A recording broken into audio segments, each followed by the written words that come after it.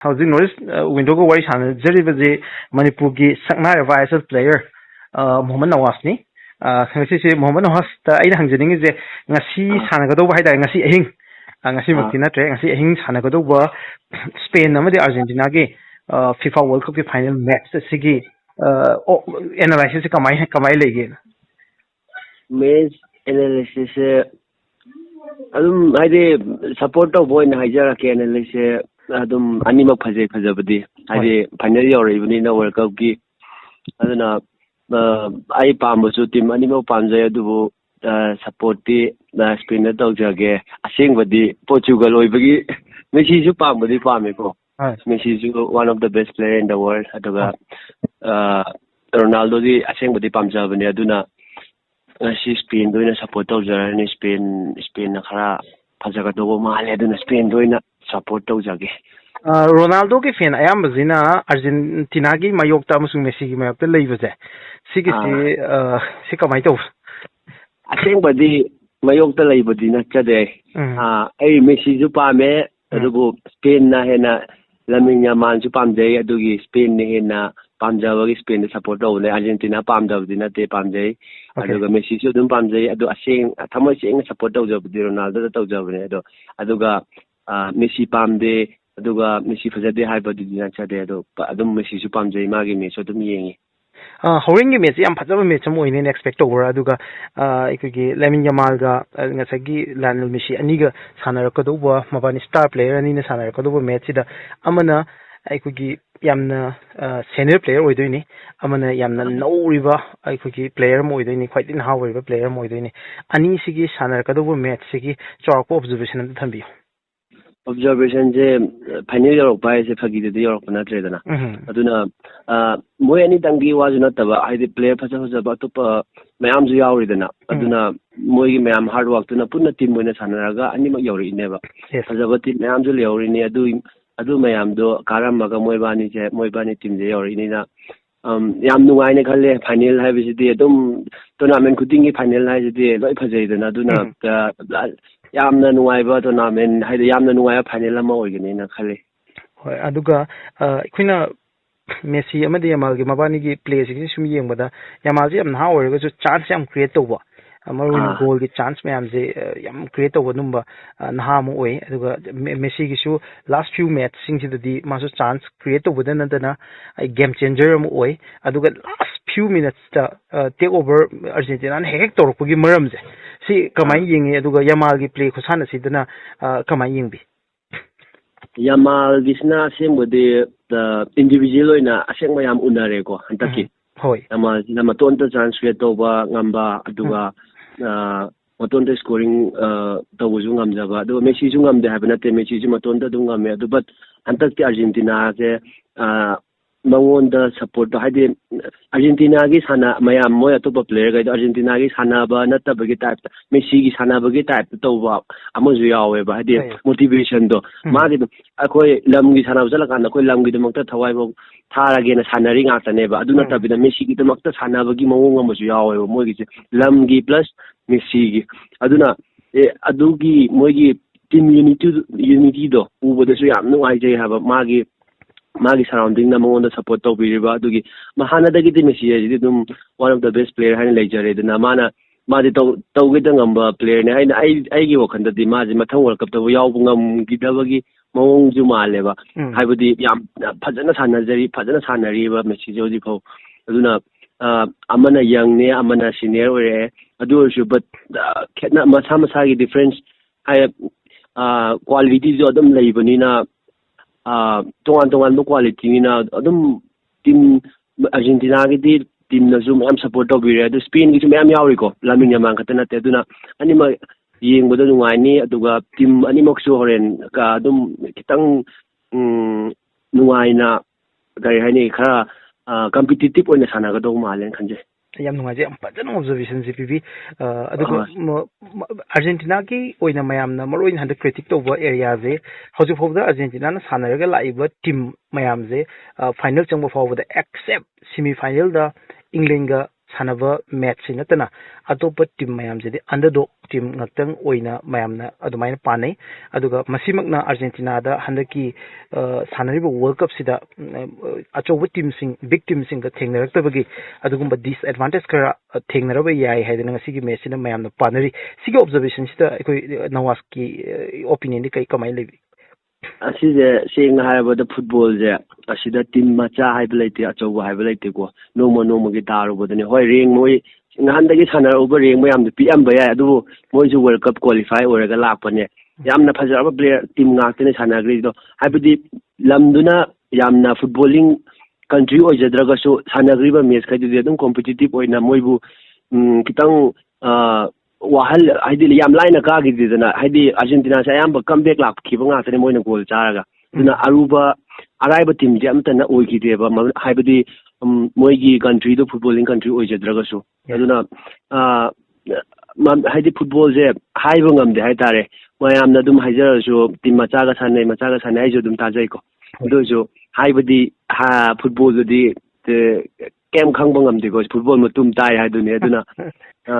adum mayam adum masa masai ga opinion ne ka subudi kai de do aigi wakhanda di sana haidi football do professional level yawrabani na dum aina khanjabadu jo haidi mayamna di team do nauna taba ngatani lai haiba moi sanaba kana de dum manung dum luri neba hoi yam fazai ada yam mature over professional player am observation ni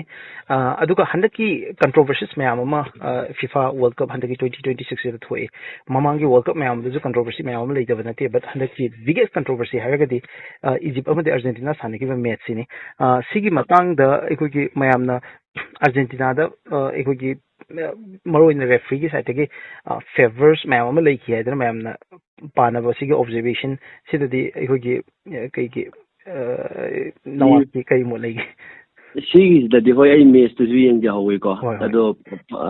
kai pi da ko to mayam yawe referee dina ado moi soyam ba ju ai aduga adu moi kai problem manung da lainaram ba su adu ai gi wakal da de dum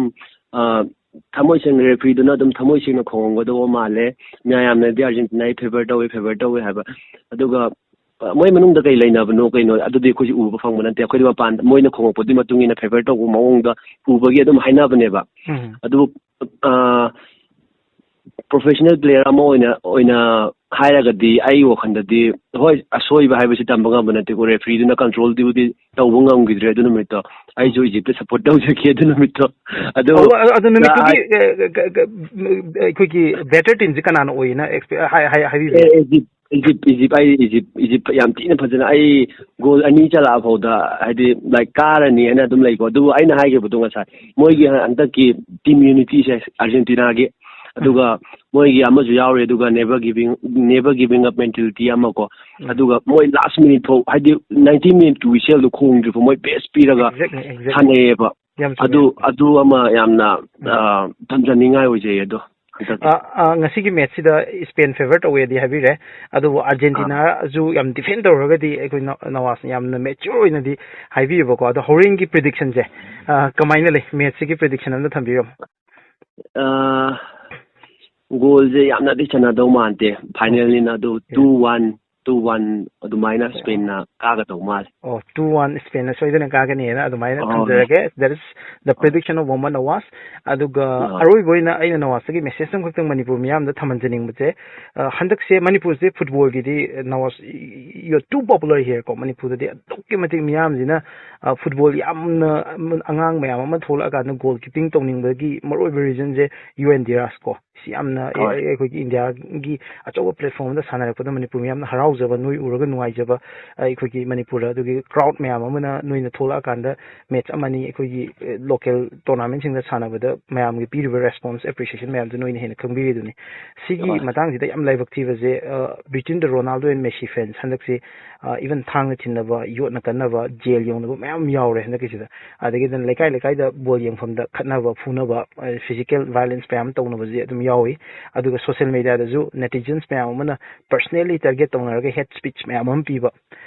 sumaina tawba je mai magi group sema kanda mar between Argentina ga Portugal ga fencing da ayam oi masigi matang da haidar as a professional footballer amana kari message pibining miyam da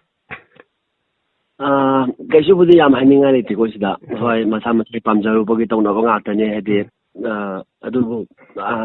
ꯃꯌꯥꯝꯅ ꯈꯪꯒꯗꯧꯕꯗꯤ Ronaldo Messi ꯍꯟꯗꯛꯅ ꯑꯔꯣꯏꯕ ꯑꯣꯏꯕ ꯌꯥꯏꯀꯣ ꯑꯗꯨ ꯑꯃꯁꯨ ꯋꯥꯈꯜꯗ ꯊꯝꯃꯒ ꯌꯥꯝ ꯏꯟꯖꯣꯏ ꯇꯧꯔꯒ ꯅꯦꯃꯥꯔꯁꯨ ꯂꯣꯏꯔꯦꯀꯣ ꯍꯟꯗꯛ ꯂꯣꯏꯕ ꯍꯣꯏ ꯔꯤꯇꯥꯌꯔꯕꯨꯗꯤ ꯑꯗꯨꯝ ꯃꯣꯏ ꯀꯩꯝ ꯍꯥꯏꯅꯗ꯭ꯔꯤ ꯑꯗꯨꯕꯨ ꯑꯣꯜꯃꯣꯁ ꯑꯩꯈꯣꯏꯒꯤ ꯈꯟꯖꯕꯗꯗꯤ ꯂꯥꯁ ꯑꯣꯏꯗꯣꯏꯅꯦꯕ ꯃꯣꯏꯁꯦ ꯆꯍꯤ ꯀꯌꯥꯅꯣ ꯃꯣꯏ ꯏꯕꯥꯅꯤꯅ ꯀꯝꯄꯤꯠ ꯇꯧꯔꯤꯁꯦ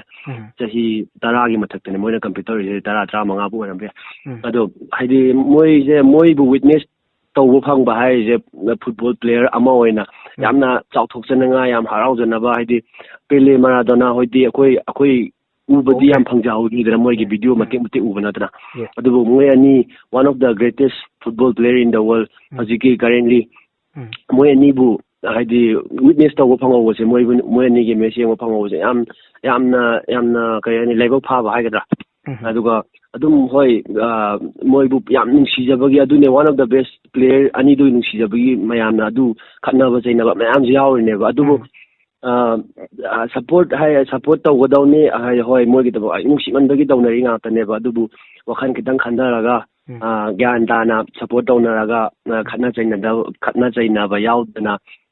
ꯁꯞꯄꯣꯔꯠ ꯇꯧꯕꯤꯌꯨ ꯍꯥꯏꯅꯤꯡꯉꯦ ꯑꯇꯩꯗꯤ ꯀꯩꯁꯨ ꯍꯥꯏꯅꯤꯡꯉꯥꯏ ꯂꯩꯇꯦꯗ ꯂꯥꯁ क्वेश्चन ꯑꯣꯏꯅ ꯑꯩ ꯅꯋꯥꯁ ꯑꯩ ꯃꯇꯝꯁꯦ ꯃꯤꯅꯠ ꯑꯃ ꯑꯅꯤꯗ ꯂꯧꯖꯒꯦ ꯇꯧꯕꯅꯤ ꯕꯠ ꯑꯦꯃꯦꯖꯤꯡ ꯌꯥꯝꯅ ꯃꯦꯆꯨꯔ ꯑꯣꯏꯕ ꯑꯩꯈꯣꯏꯒꯤ ꯑꯟꯁꯔ ꯃꯌꯥꯝ ꯄꯤꯕꯤꯕꯁꯤꯅꯀꯣ ꯑꯩꯅꯁꯨ ꯍꯦꯟꯅ ꯍꯪꯅꯤꯡꯕ ꯍꯥꯏꯇꯥꯔꯦ ꯑꯔꯣꯏꯕ ꯑꯣꯏꯅ ꯔꯣꯅꯥꯜꯗꯣꯒꯤ ꯐꯦꯟꯁꯤꯡꯁꯤ ꯃꯥꯂꯦꯝꯒꯤ ꯈ꯭ꯋꯥꯏꯗꯒꯤ ꯗ ꯕꯤꯒꯦꯁ ꯐꯦꯟ ꯐꯣꯂꯣꯋꯤꯡ ꯂꯩꯕ ꯃꯤꯁꯛ ꯑꯃꯒꯤ ꯐꯦꯟ ꯃꯌꯥꯝꯗꯨꯒꯤ ꯃꯔꯛꯇ ꯑꯩꯈꯣꯏꯒꯤ ꯅꯋꯥꯁꯨ ꯑꯃ ꯑꯣꯏꯗꯣꯏꯅꯦꯕ ꯑꯗꯨ ꯍꯟꯗꯛ ꯔꯣꯅꯥꯜꯗꯣꯒꯤ ꯑꯦꯛꯖꯤꯠꯁꯦ ꯌꯥꯝ ꯍꯥꯔꯠ ꯕ꯭ꯔꯦꯀꯤꯡ ꯑꯦꯛꯖꯤꯠꯁꯦ ꯁꯤꯒꯤꯁꯤꯗ ꯊꯃꯣꯏꯗ ꯀꯔꯤ ꯐꯥꯎꯕꯤ ꯌꯥꯝ ꯊꯤꯅ ꯅꯨꯡꯉꯥꯏꯇꯦ ꯍꯥꯏꯕꯗꯤ ꯋꯥꯔꯜ ꯀꯞꯁꯤ ꯑꯃꯇꯪꯒ ꯂꯧꯖꯔꯝꯃꯒꯗꯤ ꯃꯦꯁꯤꯗꯤ ꯂꯧꯈ꯭ꯔꯕꯅꯤꯅ ꯃꯦꯁꯤꯁꯨ ꯅꯨꯡꯁꯤꯗꯕꯗꯤ ꯅꯠꯇꯦ ꯃꯦꯁꯤꯁꯨ ꯑꯗꯨꯝ ꯄꯥꯝꯃꯦ ꯑꯩ ꯑꯗꯨꯝ ꯃꯥꯒꯤ ꯃꯦꯠꯁꯁꯨ ꯌꯦꯡꯉꯦ ꯑꯗꯣ ꯔꯣꯅꯥꯜꯗꯣꯒꯤ ꯋꯥꯔꯜ ꯀꯞꯁꯤ ꯑꯃꯇꯪ ꯂꯧꯖꯔꯝꯃꯒꯗꯤ ꯂꯥꯏꯛ ꯀꯝꯄ꯭ꯂꯤꯠ ꯄ꯭ꯂꯦꯌꯔ ꯍꯥꯏꯕꯗꯨ ꯑꯣꯏꯗꯣꯏꯅꯦꯕ ꯑꯗꯨꯅ ꯃꯥꯒꯤ ꯁꯤ ꯂꯧꯍꯧꯗꯕꯁꯦ ꯑꯗꯨ ꯑꯣꯏꯔꯁꯨ ꯃꯥꯒꯤ ꯀꯩ ꯍꯥꯏꯅꯤ ꯃꯥꯒꯤ ꯂꯦꯚꯦꯜ ꯍꯥꯏꯒꯗ꯭ꯔꯥ ꯀꯔꯤ ꯍꯥꯏꯅꯤ ꯑꯗꯨꯗꯤ ꯍꯟꯊꯕꯗꯤ ꯂꯩꯇꯦꯕꯀꯣ ꯃꯥ ꯂꯧꯗ꯭ꯔꯒꯁꯨ ꯃꯥꯅ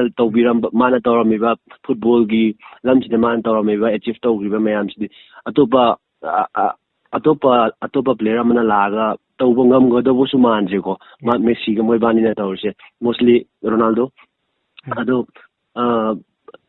ꯀꯩ ꯍꯥꯏꯅꯤ ꯌꯥꯝ ꯅꯨꯡꯉꯥꯏꯇꯦ ꯍꯣꯏ ꯌꯥꯝ ꯅꯨꯡꯉꯥꯏꯇꯦ ꯍꯥꯏꯕꯅꯦꯕ ꯃꯥꯅ ꯂꯩꯍꯧꯕꯗꯣ ꯀꯞꯅꯤꯡꯉꯦ ꯀꯞꯄꯨꯗꯤ ꯀꯞꯇꯦꯀꯣ ꯑꯗꯨ ꯑꯣꯏꯔꯁꯨ ꯍꯥꯏꯗꯤ ꯃꯥꯕꯨ ꯊꯋꯥꯏ ꯌꯥꯎꯅ ꯁꯞꯄꯣꯔꯠ ꯇꯧꯖꯕꯅꯤꯅ ꯃꯥ ꯂꯩꯍꯧꯕꯗꯣ ꯅꯨꯡꯉꯥꯏꯇꯦꯕ ꯑꯗꯨꯝ ꯍꯟꯗꯛꯀꯤꯁꯤꯗꯤ ꯂꯧꯗꯧ ꯃꯥꯜꯂꯦ ꯍꯥꯏꯅꯔꯒ ꯃꯥꯅ ꯈꯪꯍꯧꯗꯅ ꯃꯥ ꯂꯩꯍꯧꯕꯗꯣ ꯃꯥꯒꯤꯁꯨ ꯃꯦꯁꯤꯅ ꯃꯥꯒꯤ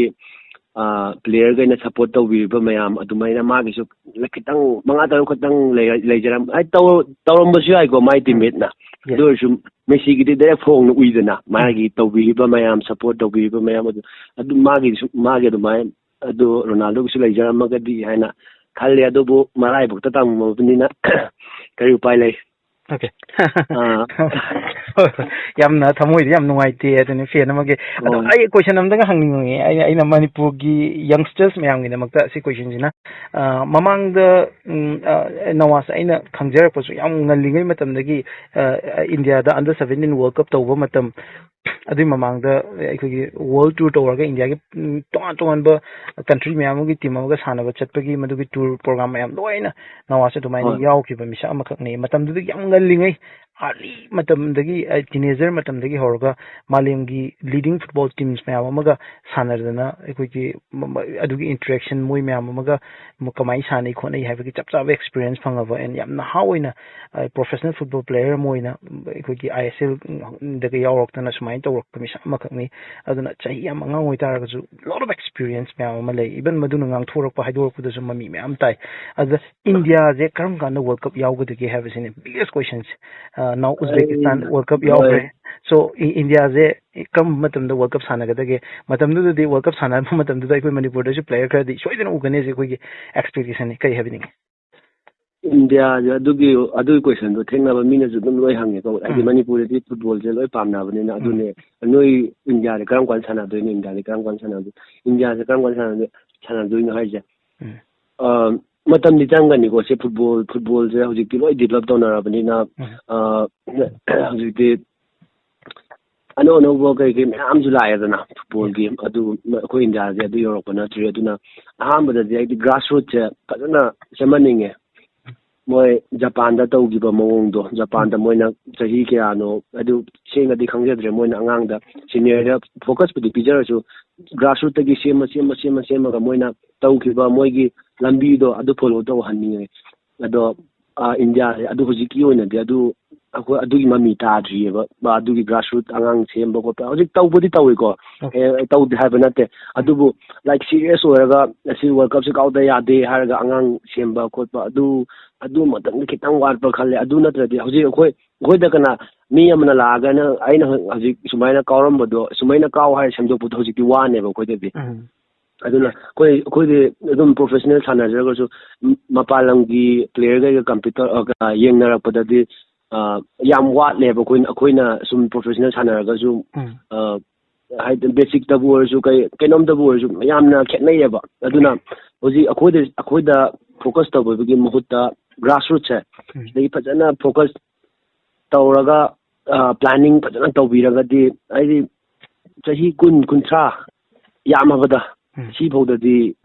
ꯑꯗꯨ ꯃꯃꯥꯡꯗꯁꯨ ꯀꯥꯎꯔꯣꯏ ꯍꯥꯏꯅꯤꯡꯉꯥꯏ ꯂꯩꯇꯦꯀꯣ ꯑꯗꯨꯝ ꯀ꯭ꯋꯥꯂꯤꯐꯥꯏ ꯇꯧꯔꯗꯤ ꯀꯥꯎꯗꯣꯏꯅꯤꯀꯣ but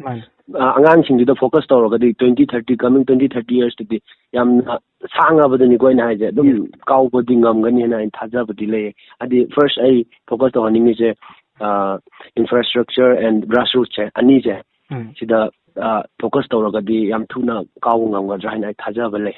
Thank you so much, Nawaz. ꯌꯥꯝꯅ ꯃꯔꯤꯛ ꯆꯨꯝꯕ ꯄꯥꯎꯈꯨꯝ ꯃꯌꯥꯝ ꯄꯤꯕꯤꯕ ꯑꯗꯨꯒ ꯉꯁꯤꯒꯤ ꯃꯦꯠꯁꯁꯤꯒꯤ ꯑꯣꯏꯅꯁꯨ ꯌꯥꯝ ꯕꯣꯜ ꯑꯣꯏꯕ ꯑꯣꯕꯖꯔꯕꯦꯁꯟ ꯃꯌꯥꯝ ꯑꯃ ꯑꯣꯄꯤꯅꯤꯌꯟ ꯃꯌꯥꯝ ꯑꯃ ꯊꯝꯕꯤꯕꯒꯤꯗꯃꯛꯇ ꯅꯋꯥꯖ ꯅꯣꯔꯠ ꯏꯁ ꯋꯤꯟꯗꯣꯒꯤ ꯃꯥꯏꯀꯩꯗꯒꯤ ꯑꯃꯨꯛ ꯍꯟꯅ ꯊꯥꯒꯠꯆꯔꯤ. Okay, brother. Thank you so much. Thank you.